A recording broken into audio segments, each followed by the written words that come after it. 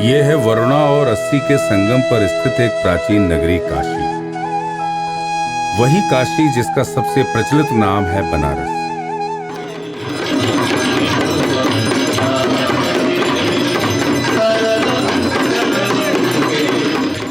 बनारस के बारे में जब भी बात होती है तो इसकी शुरुआत अक्सर इस बात से होती है कि यह बना हुआ रस है। एक ऐसा रस जिसके रसास्वादन के लिए काशी के उन तमाम रहस्यों और परंपराओं से गुजरना होगा जो अपने आप में अनूठी होने के साथ साथ सैकड़ों हजारों वर्षों का इतिहास अपने आंचल में समेटे हुए है। काशी अपने 84 घाटों के लिए प्रसिद्ध है।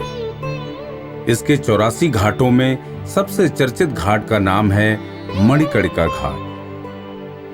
इस घाट के बारे में ऐसा कहा जाता है कि यहाँ दाह संस्कार होने पर व्यक्ति की आत्मा को मोक्ष की प्राप्ति होती है। इसी कारण अधिकतर लोग अपने अंतिम समय में इसी घाट पर आना चाहते हैं। मान्यता है कि यहाँ मशान नाथ के रूप में स्वयं भगवान शिव विराजमान है और हर चिता को मोक्ष का मार्ग भी वह स्वयं दिखाते हैं। हिंदू धर्म में इस घाट को अंतिम संस्कार के लिए सबसे पवित्र माना जाता है। बताया जाता है कि मणिकर्णिका घाट को भगवान शिव ने अनंत शांति का वरदान दिया है। इस घाट पर पहुंचकर ही जीवन की असलियत के बारे में पता चलता है। इस घाट की विशेषता है कि यहाँ चिता की आग कभी शांत नहीं होती है, यानी यहाँ हर समय किसी न किसी का शवदाह हो रहा होता है। जनश्रुतियों के अनुसार भगवान विष्णु ने भी हजारों वर्ष तक इसी घाट पर भगवान शिव की आराधना की थी। भगवान शिव और माता पार्वती विष्णु जी की प्रार्थना से प्रसन्न होकर यहाँ आए थे। विष्णु जी ने भगवान शिव से वरदान मांगा कि सृष्टि के विनाश के समय भी काशी को नष्ट न किया जाए। इसलिए काशी अविनाशी है। इसलिए ऐसी मान्यता है कि यहां मोक्ष की प्राप्ति होती है। मान्यता यह भी है कि भगवान शिव और माता पार्वती के स्नान के लिए यहां भगवान विष्णु ने कुंड का निर्माण किया था, जिसे लोग अब मणिकर्णिका कुंड के नाम से जानते हैं। स्नान के दौरान माता पार्वती का कर्णफूल कुंड में गिर गया, जिसे महादेव ने ढूंढ कर निकाला। देवी पार्वती के इस कर्णफूल के नाम पर इस घाट का नाम मणिकर्णिका हुआ। इस घाट की एक और मान्यता यह है कि यहाँ सती के वियोग में भगवान शिव ने कभी तांडव किया था और उनके द्वारा माता सती के पार्थिव शरीर का अग्नि संस्कार मणिकर्णिका घाट पर किया गया था, जिस कारण से इसे महाश्मशान भी कहते हैं। कदाचित इसलिए मोक्ष की चाह रखने वाला इंसान जीवन के अंतिम पड़ाव में यहाँ आने की कामना करता है। काशी की तमाम परंपराओं में से जो सबसे अनूठी है वह है मणिकर्णिका घाट के महाश्मशान में बाबा मसान नाथ के दर पर नगर वधुओं का नृत्य।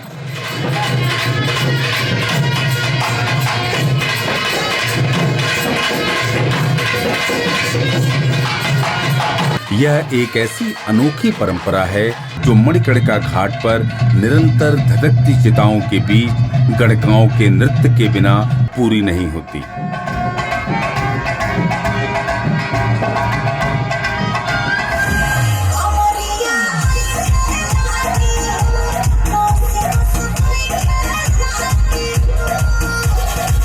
चैत्र नवरात्र में सप्तमी की रात को इस अनूठी परंपरा को निहारने और देर तक अपनी आंखों में सजोने के लिए लोग दूर दराज से ही नहीं, देश विदेश से भी बरबस खिंचे चले आते हैं। सदियों से इस दिन मणिकर्णिका घाट पर काशी के रक्षक भगवान शिव को प्रसन्न करने के लिए धधकती चिताओं के बीच घुंघरू बांधकर नृत्य करती नगर वधुओं की प्रतिभा का दर्शन होता है।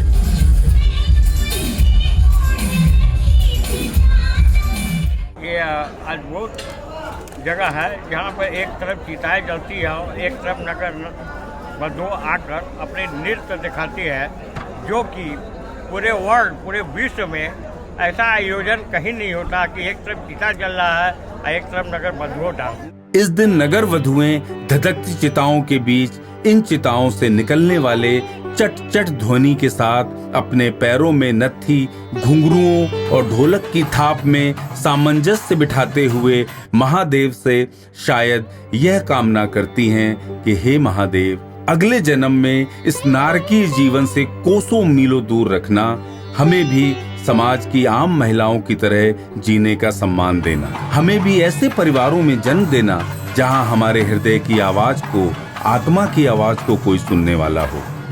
शरीर को जीवन पर्यंत हमारा पति ही स्पर्श करे, स्पंदित करे, हमारा एक भरा पूरा परिवार हो, हमारा अपना संसार हो।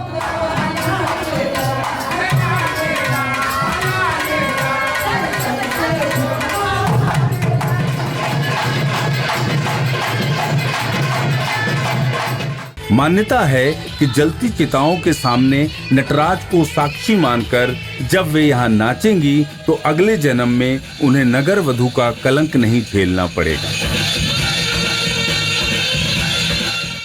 ये नगर वधुओं में ये परंपरा घर कर गई। उनके वर्तमान नरकी जीवन से जो शिव संगीत के जनक हैं, नटराज स्वयं हैं, उनके सामने नृत्य के माध्यम से जो पूजन अर्चन करती हैं, उससे उन्हें इस नरकी जीवन से मुक्ति और मोक्ष की प्राप्ति हो। शायद इसीलिए अपने इस जीवन के नारकीय दंश से जन्म जन्मांतर तक की मुक्ति की कामना लिए देश भर से नगर वधुएं चलकर यहाँ आती हैं और चारों तरफ धधकती चिताओं के बीच बाबा मसान नाथ के दरबार में नृत्य और संगीत की सुर लहरियां बहाती हैं, जिससे तरंगित हो उठती हैं स्वयं शिवप्रिया माँ गंगा। जब इस अनोखी रात में यहाँ जलती चिताओं के शोले आसमान से एकाकार होते नजर आते हैं और जब घुंघरू और तबले की जुगलबंदी के बीच पैरों के ताल पर रात परवान चढ़ती है, तो परवाने भी यहाँ नोट लुटाने चले आते हैं।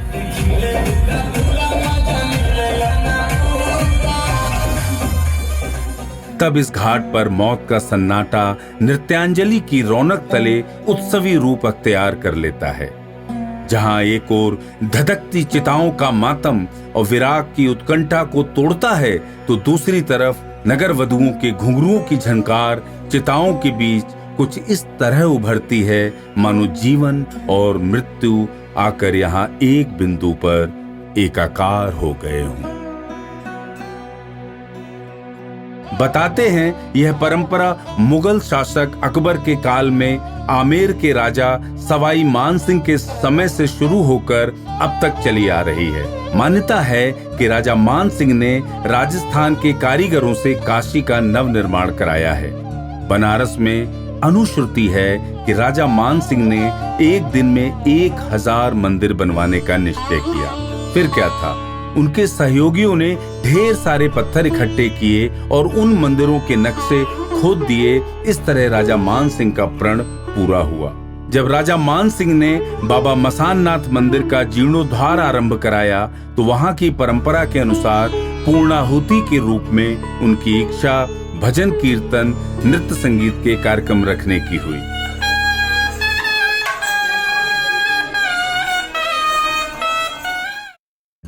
एक तो महाशमशान और दूसरा मान सिंह के साथ जुड़ा यह अपयश कि उन्होंने मुगलों से डरकर अपनी बहन जोधाबाई को अकबर को सौंप दिया था, काशी वासियों के साथ ही उस समय का जो भी कुलीन वर्ग था वह उसे उचित नहीं मानता था। जब पूरी काशी में कोई नामचीन कलाकार महाशमशान मणिकर्णिका के स्वर लहरियां बिखेरने को तैयार न हुआ, तो यह जिम्मेदारी संभाली काशी की नगर वधुओं ने। जब उन्होंने वहां आने का निमंत्रण स्वीकार कर लिया, तब कहीं जाकर राजा मान सिंह के बचे खुचे मान सम्मान की लाज बच पाई। जब से हमने होश संभाला तब से 20 साल पहले से हम कार्यक्रम कर रहे हैं, तो काफ़ी लोगों से पता करने के बाद में पता चला ये 350-400 साल पुराना यहाँ का कार्यक्रम है। जब ये बाबा महाश्मशान नाथ का मंदिर का जीर्णोद्धार हुआ, तो राजा मान सिंह जो है कुछ कलाकारों को आमंत्रित किए कि हमारे यहाँ मंदिर कहीं भी बनता है तो वहाँ उत्सव होता है, तो उत्सव में आने के लिए बोले तो वहाँ पर लोग आने से इनकार कर दिए कि यहाँ पर मुर्दा जलता है, यहाँ पर कार्यक्रम करना ठीक नहीं है। तो यहाँ की नगर बधुएँ जो थी उन लोगों को मालूम हुआ कि वहाँ कोई कार्यक्रम नहीं कर रहा है, तो उन लोगों ने अपना संदेश बाबा के राजा मान सिंह के यहाँ पहुँचाया। तो मान सिंह सहर्ष उसको स्वीकार किए और खुश हुए और बोले कि ठीक है, आप लोगों को अनुमति है। इसी दिन से ये कार्यक्रम चला आ रहा है। तो हमारे पहले भी हमारे पूर्वज भी करते रहे, हमारे गुरु जी भी करते रहे। श्री राम मिश्रा हमारे गुरु थे, चुन गुरु थे, एक भरत जी थे, वो लोग करते थे। वैसे काफ़ी लोग करते करते चले आए, तो उसके बाद में अब वो लोग नहीं रहे, उस परंपरा को आज हम निभा रहे हैं। कहते हैं कि तय समय पर राजा मान सिंह के आमंत्रण पर तब नगर वधुएं नाव से बैठकर गंगा की गोद में अटखेलियां करते हुए शमशान घाट पहुंची थीं और पहली बार महिलाओं ने मसाननाथ के मंदिर में स्वरांजलि के साथ अपनी मुक्ति के लिए पूजा अर्चना की थी। वे पूरी रात बाबा के दरबार में नृत्य करती रहीं और मन्नतें मानती रहीं कि उन्हें अगले जन्म में बेहतर जिंदगी मिले और रोजी रोटी के लिए अपने तन का सौदा न करना पड़े। चैत्र नवरात्र की सप्तमी तिथि को बाबा के वार्षिक श्रृंगार समारोह की आखिरी निशा होती है। इस दिन बाबा को तांत्रिक रूप में सजाया जाता है और इसी दिन सैकड़ों वर्षों की परंपरा का निर्वहन करने नगर वधुएं बाबा मसाननाथ के दरबार में नृत्यांजलि लगाने पहुंचती हैं। हम लोग हर साल आते हैं बाबा का कृपा आशीर्वाद देने के लिए और सोचते हैं, कहते हैं बाबा से कि अगला जन्म हम लोग का ऐसा। कलकत्ता, बिहार, मऊ, दिल्ली, मुंबई समेत भारत के कई स्थानों से मुक्ति की आकांक्षी नगर वधुएं किसी देवी प्रेरणा से वशीभूत होकर बरबस यहाँ खिंची चली आती हैं। यहाँ की हर अष्टमी को, साल की चैत्र नवरात्रि की अष्टमी को यहाँ पर नगर वधुओं का कार्यक्रम होता है। हम लोग यहाँ पर आते हैं, बाबा से कामना करते हैं कि बाबा हमारे देश में सुख शांति बना रहे। और जब मुझे हीन दृष्टि से लोग देखते हैं तब ये मन में उठता है कि अगला जन्म जो है मेरा ये ना हो। नाचना गाना कोई बुरी बात नहीं, नाचना गाना तो बहुत अच्छी बात है।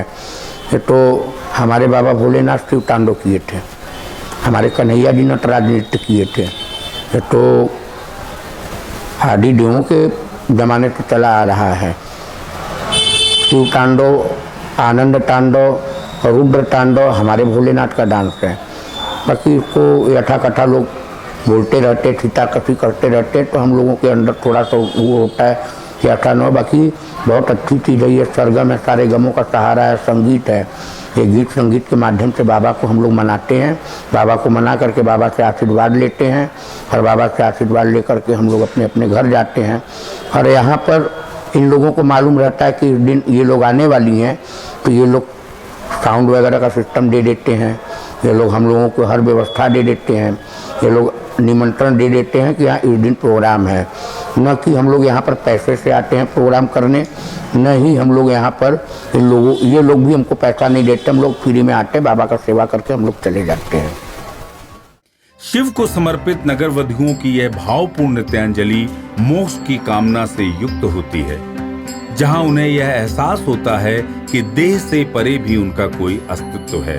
यहाँ न कोई ग्राहक होता है न खरीदार, बस चारों तरफ चिताओं से उठती प्रचंड अग्नि होती है और देह मुक्त हुई वह राख जो जीवन की नश्वरता का पाठ पढ़ा रही होती है। पहली बार नगर वधुओं को अपनी मैली काया से परे अपने अस्तित्व का साक्षात्कार हो रहा होता है। असल में इन नगर वधुओं को बताया गया है कि यह एक तपस्या है, एक ऐसी तपस्या जो उनके द्वारा किए गए पापों को धो देगी। बनारस के स्थानीय लोगों का मानना है कि नृत्य के माध्यम से तपस्या करना महाशमशान बाबा को प्रसन्न करने का एक ऐसा तरीका है जो इन यौन कर्मियों को अगले जीवन में उस गरिमा को पाने में मदद कर सकता है। पर जो यहाँ पर यही मनोकामना मांगने आती है बाबा से कि बाबा अगर मैं आज मुझे लोग जो है कि रोड पे चलते हैं तो गलत निगाह से देखते हैं, ऐसा हमको भी बाबा उन्होंने मन्नत माना कि बाबा हमको भी अगला जन्म बहू और बेटी का दिया जाए। लेकिन असल सवाल यह है कि जलती चिताओं के बीच यह नाच गाना किस लिए? क्यों इंसान को मरने के बाद भी चिता पर सुकून मयस्सर नहीं होने दिया जा रहा? क्यों कुछ लड़कियां शमशान में चिताओं के करीब नाच रही हैं? कैसी अजीब विडंबना है कि स्वर्ग की आकांक्षा लिए किसी का जिस्म मरने के बाद जलाया जा रहा है और ठीक इसी जगह पर कोई ऐसा भी है जिसका जिस्म जीते जी खाक हो गया है, लेकिन उसका कोई पुरसा हाल नहीं। इस समय बरबस गालिब याद आते हैं, जला है जिस्म जहां दिल भी जल गया होगा, कुरेदते हो जो अब राख जुस्तजू क्या है। मतलब साफ है कि नगर वधुओं को अपनी दशा में सुधार के लिए अपने अगले जीवन तक का इंतजार करना होगा। अगले जन्म में भी उनकी दशा बदलेगी या नहीं, इसे कोई नहीं जानता। सवाल यह है कि क्या हम उन्हें एक इंसान के रूप में इस जीवन में ही वह सम्मान देने में सक्षम नहीं हैं? उन्हें अपने पापों का पश्चाताप करने के लिए सड़ी गली मान्यताओं का निर्वहन करना सिखाने की बजाय क्या हम उन्हें सिर्फ ये नहीं बता सकते कि उन्हें जिस स्थिति में धकेला गया है उसके लिए वे स्वयं जिम्मेदार नहीं हैं? वे भी इसी मानवीय समाज का हिस्सा हैं और वो एक क्रूर, निष्ठुर और वासना प्रवण दुनिया में गुजारा करने की कोशिश करके कोई पाप नहीं कर रही हैं, बल्कि उससे अधिक पापी वह समाज है जो अपनी वासना की तृप्ति के लिए छिपते छिपाते स्वयं चलकर उन तक आता है और फिर उन्हें ही हे और अछूत बताकर एक अलग दुनिया में रहने के लिए मजबूर कर देता है। फिलहाल इस जन्म में उन्हें इस नारकी जीवन से बाहर निकलने का कोई रास्ता नहीं सूझता।